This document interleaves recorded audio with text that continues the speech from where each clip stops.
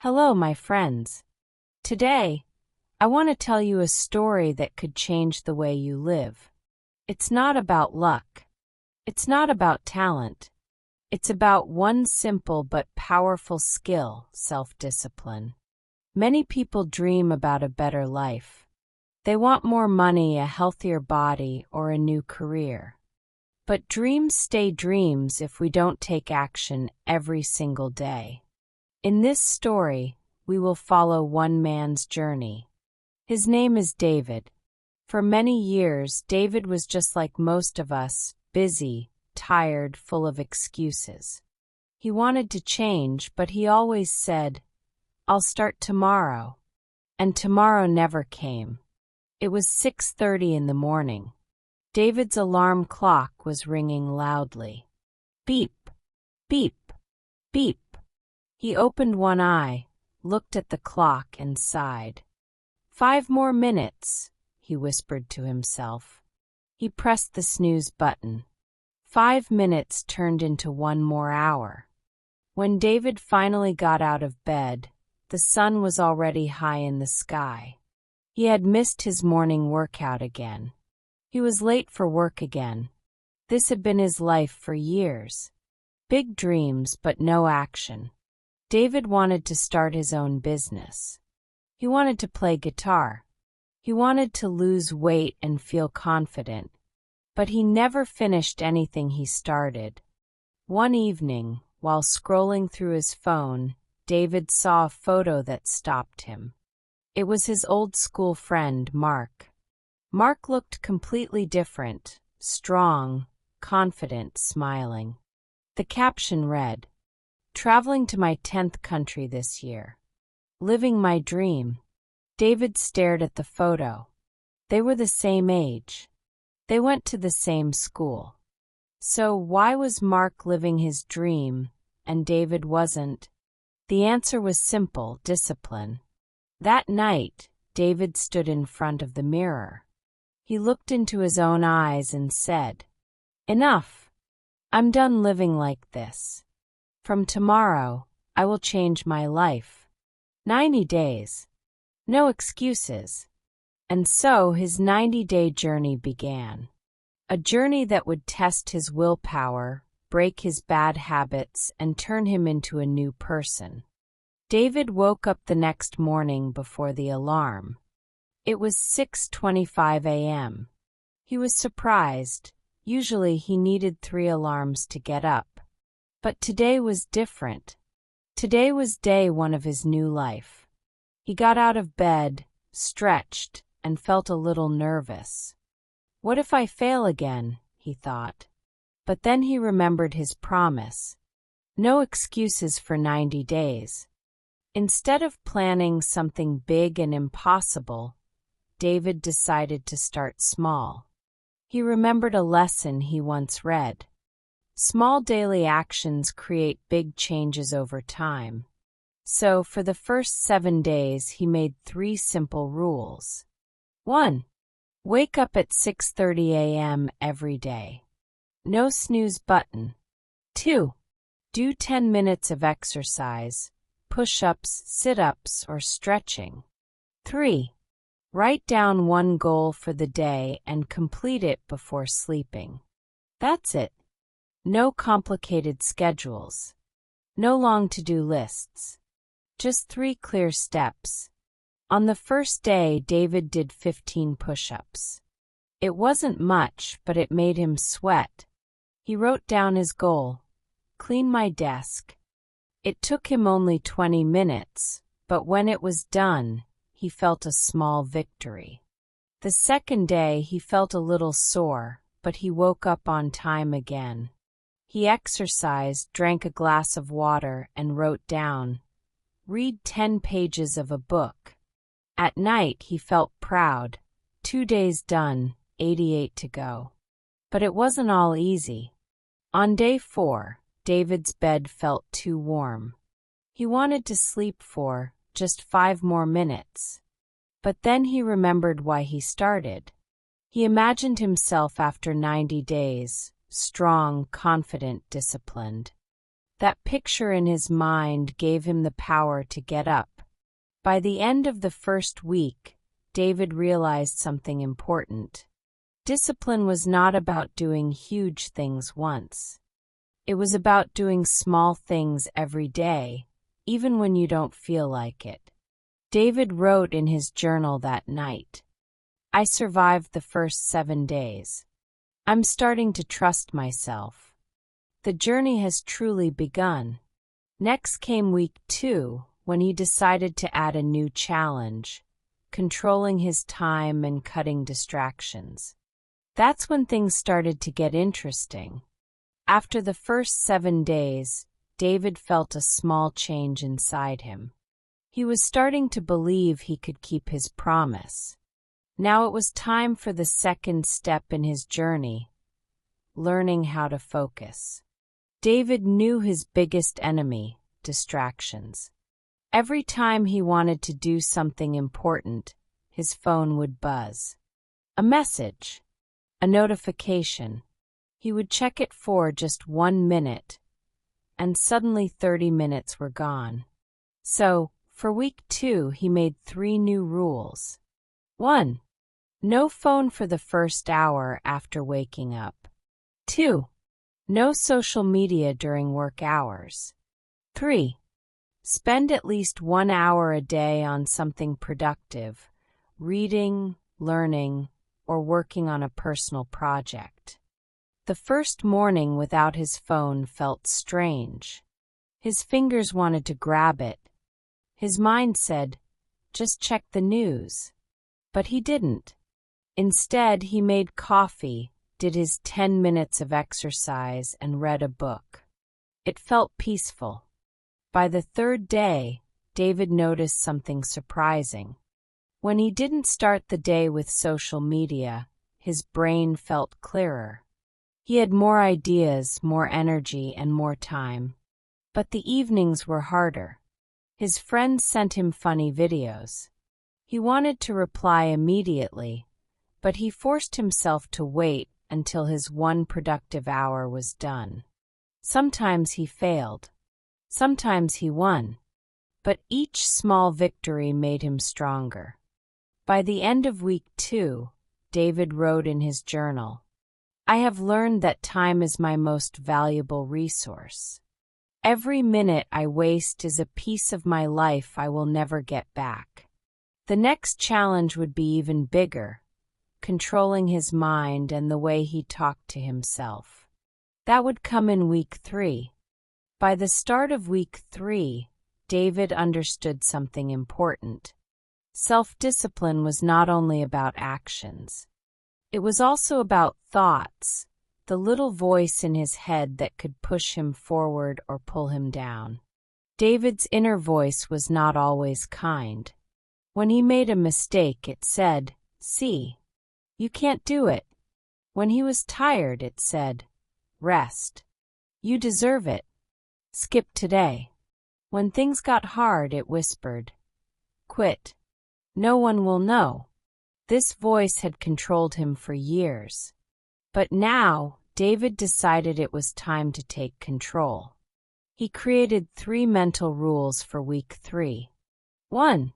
Every morning, say 1 positive thing to himself. For example, "I am stronger than my excuses." 2. When he heard a negative thought, he would stop and replace it with a positive one. If his mind said, "I'm too tired," he would say, "I will feel better once I start." 3. Before sleeping, write down 3 things he did well that day, no matter how small. At first, it felt strange. On day 1, he stood in front of the mirror and said, "I am disciplined." He laughed at himself. But after a few days, the words started to feel real. He began to believe them. The evening list of 3 good things became his favorite part of the day. Some days, it was big achievements like finishing a work project. Other days, it was small things like not eating junk food or walking instead of driving. But every time, it reminded him that he was moving forward. By the end of week 3, David noticed a change. His inner voice was quieter. The negative words had less power. And sometimes the voice even cheered him on. "You've got this. Keep going." Next came week 4. The week that would test his commitment with unexpected challenges from the outside world. Week 4 started well. David was waking up early, exercising, controlling his phone use, and speaking kindly to himself. For the first time in years, he felt in control. But life has a way of testing us when we least expect it. On the 3rd day of week 4, David's boss called him into the office.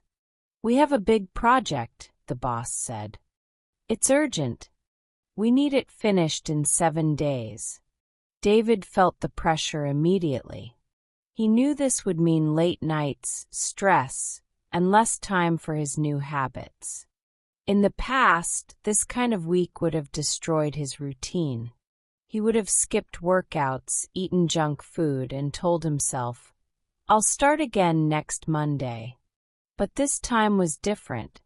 This time he had a plan. David remembered his rule. Small daily actions, no matter what. So he made 3 adjustments for this busy week. 1. Exercise for only 5 minutes instead of 10, but never skip it. 2. Use his commute to listen to educational podcasts. 3. Prepare simple, healthy meals in advance to save time. The first 2 days were hard. After working late, his bed looked so comfortable. His brain said, "Skip the workout. You deserve to rest." But he did his 5 minutes of exercise anyway. Some days he did it in his work clothes. On day 5, his boss noticed something. "You look full of energy," he said.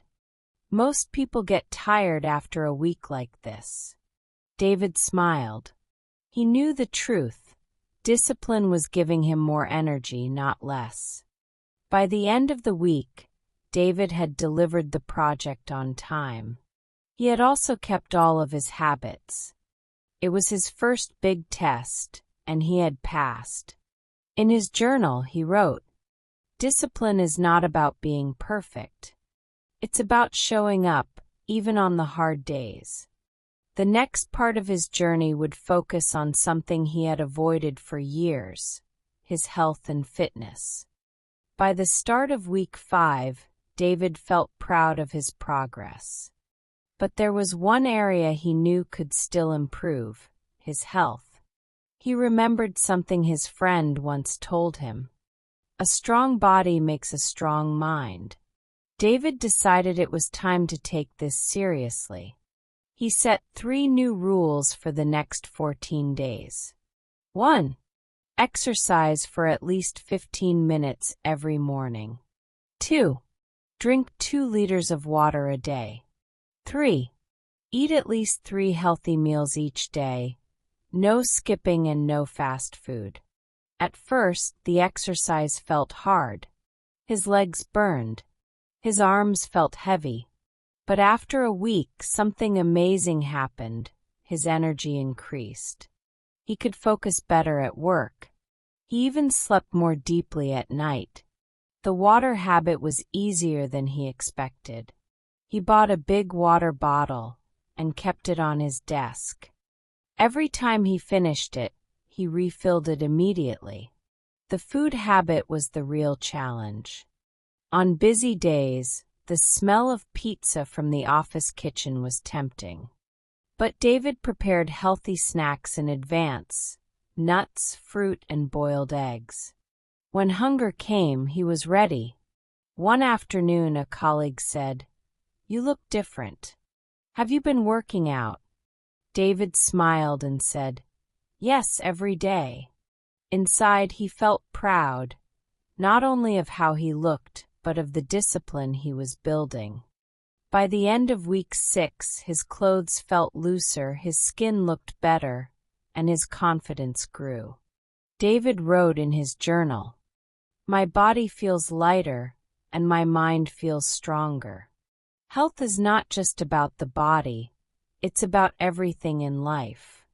Next, he was ready to face another big challenge, managing his money with the same discipline he had learned for his body and mind. By week 7, David's body was stronger, his mind was sharper, and his habits were more consistent than ever. But there was still one area of his life that felt out of control: money. It wasn't that he earned too little. The problem was simple. He spent too much without thinking. A coffee here, a snack there, another online order he didn't really need. At the end of the month, his bank account always looked the same, almost empty. This time, David wanted to treat money like time, with respect. He made 3 new rules for the next 14 days. 1. Write down every single thing he spent money on. 2. Wait 24 hours before buying anything that was not food, bills, or work-related. 3. Save at least 10% of his income, no matter what. On the first day, writing down his spending was a shock. He realized how many small things added up to big numbers. A fancy coffee, a quick taxi ride, a snack he didn't even finish. By day 4, the 24-hour rule started working. He saw a new pair of shoes online. In the past, he would have bought them immediately. But he waited. The next day, he didn't even want them anymore. By the end of the first week, he had saved more than he expected. It felt good, like he was paying himself first, not last. One Friday, his friend invited him to an expensive dinner. David really wanted to go, but he also wanted to keep his promise. So he suggested, "Let's cook at my place instead." They spent less, ate healthier, and still had a great time. David wrote in his journal, "Money discipline is just like health discipline. Small choices add up. Every coin I save is a step toward my freedom." Now, with his time, health, and money under control, it was time to focus on something deeper: his relationships and how discipline could improve them. By week 9, David had already transformed many parts of his life. But he realized there was one area he had ignored for too long: his relationships. In the past, he often canceled plans, replied late to messages, and forgot important dates. It wasn't because he didn't care. It was because he was always too busy or too tired. But deep inside, he knew this was another form of laziness. David decided that self-discipline wasn't only about personal goals. It was also about showing up for the people who mattered. He made 3 simple rules for the next 14 days. 1. Call or message at least one friend or family member every day, just to ask how they are. 2. Be fully present during conversations. No phone, no distractions. 3. Keep every promise, no matter how small. At first, it felt strange to call people without a specific reason. But he was surprised by their reactions. "Wow, it's so nice to hear from you. You made my day." These small moments brought unexpected joy. Being fully present was harder than he thought. His phone would buzz, and his hand would almost reach for it. But he remembered his rule and kept it face down. He really listened to what the other person was saying. One Saturday, he met an old friend for coffee. Instead of rushing the conversation, they talked for 2 hours. They laughed about old times and shared their current challenges. David left feeling lighter, happier, and more connected. By the end of week 10, he wrote in his journal, "Discipline is not just about what I do for myself. It's also about what I give to others, my time, my attention, my word." Now, with only 2 weeks left, David was ready for the final stage of his journey, a complete life balance test, combining all his new habits into one powerful routine. The last 14 days had arrived. David could hardly believe how far he had come. 90 days ago, he was hitting the snooze button, wasting time online, and making excuses. Now he was living with focus, energy, and purpose. But he knew these final 2 weeks would decide everything. Would his new habits survive after day 90? Or would he slowly fall back into the old ways? David made a bold decision. He would combine all his rules from the past weeks into one big challenge. 1. Wake up at 6:30 a.m. every day. 2. Exercise for at least 15 minutes every morning. 3. No phone for the first hour after waking up. 4. Drink 2 liters of water daily and eat healthy meals. 5. Save 10% of his income. 6. Call or message one person each day. 7. Write down 3 good things before sleeping. The first few days were intense. It was like running a marathon of discipline. Some mornings he felt tired. Some evenings he wanted to skip the calls or the journal. But he reminded himself, this is not just a challenge. This is my life now. By the end of the first week, something changed. The habits no longer felt heavy. They started to feel natural, like brushing his teeth or putting on shoes. David realized that self-discipline was no longer something he was forcing. It was part of who he was. As the final day approached, he felt a mix of pride and fear. Pride because he had stayed true to his promise.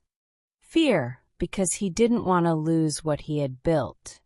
On day 89, he wrote in his journal, "Tomorrow is the last day of the challenge.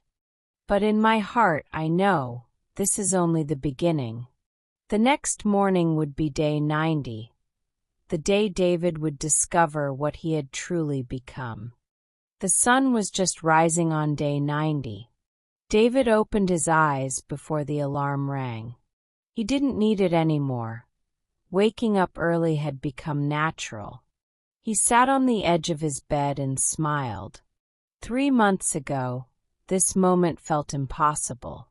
But now it felt normal. He wasn't the same man who had made that promise in front of the mirror. David started his day as usual. He drank a glass of water. He exercised for 15 minutes. He wrote down his goal for the day. And he felt strong, inside and out. When he looked in the mirror, he saw more than a healthier body. He saw confidence. He saw control. He saw a man who kept his word to himself. Later that day, he met Mark, his old school friend, the one whose photo had inspired him 90 days ago. Mark looked at him and said, "Wow, David, you've changed. What's your secret?" David smiled and replied, "It's not a secret. It's just self-discipline, one small step every day." That evening, David sat down with his journal for the last time in the challenge. He wrote, 90 days ago, I wanted to change my life. I thought discipline was hard. Now I see it's freedom. I am not finished. I'm just getting started." The next morning was day 91. But David didn't stop. Why? Because self-discipline was no longer a 90-day challenge. It was who he was. And that is the real victory. So, my friends, this is the story of David and his 90-day journey. It began with laziness, excuses, and lost time. It ended with strength, focus, and self-respect. What can we learn from him? 1. Big changes start with small steps. 2. Discipline is not about being perfect. It's about showing up every day. 3. Self-control in one part of life can improve all parts: your health, your money, your relationships, and your happiness. David's secret was simple. He didn't wait for the perfect moment. He started. He made rules, he kept them. And he didn't quit when life became hard. And after 90 days, he wasn't just more disciplined, he was a new person. And now my question is for you. What will your next 90 days look like? Will you let them pass like the last ones? Or will you start today, even with just one small change? Remember, my friends, self-discipline is a gift you give to yourself. It's the power to take control of your life, one choice at a time. Thank you for joining me on this story. I hope it gave you motivation, hope, and a clear example of how anyone, including you, can transform their life. Take care, keep learning, and keep moving forward. See you next time.